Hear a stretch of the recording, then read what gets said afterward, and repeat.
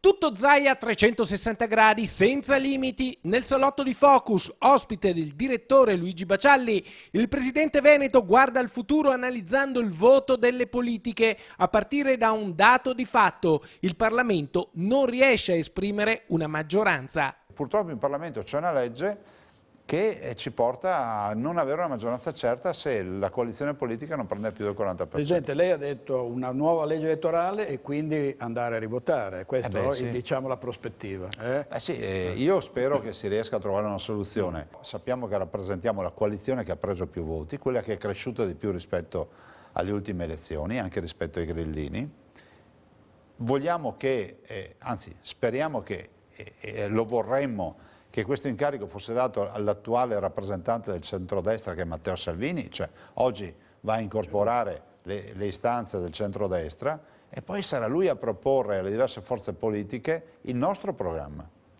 Niente accordi con i partiti, perché è assurdo andare a votare per la Lega o per Forza Italia o per Fratelli d'Italia se poi vai a fare alleanze organiche con il tuo primo avversario che è il PD o i 5 Stelle, ma come si può dire, condivisione di progetto con uomini e donne di buona volontà, da chi riesce a togliersi la casacca e dire io questo programma lo sosterrei.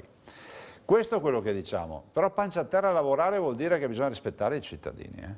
I cittadini devono essere rispettati, questo è fondamentale, i cittadini hanno votato, vanno rispettati e il primo risultato secondo me eclatante è l'affluenza alle urne.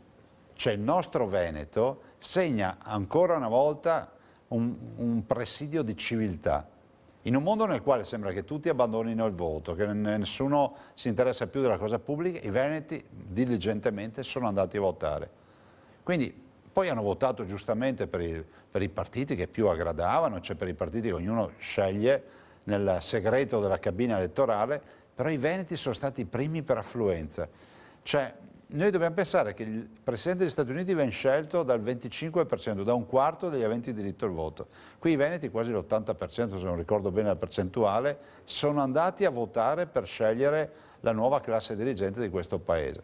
L'altro risultato per noi, in questo caso lo dico per me come Lega, che il Veneto è la prima realtà in Italia per Lega, quindi un grande risultato e ci voglio vedere anche la premiazione, il riconoscimento della regione, tutto quello che abbiamo fatto, l'autonomia, l'aver sbloccato opere pubbliche. Allora io penso che a noi non servono altre soddisfazioni, se non questa, no? Questa di dire boh, andate avanti, per me vuol dire andate avanti, no?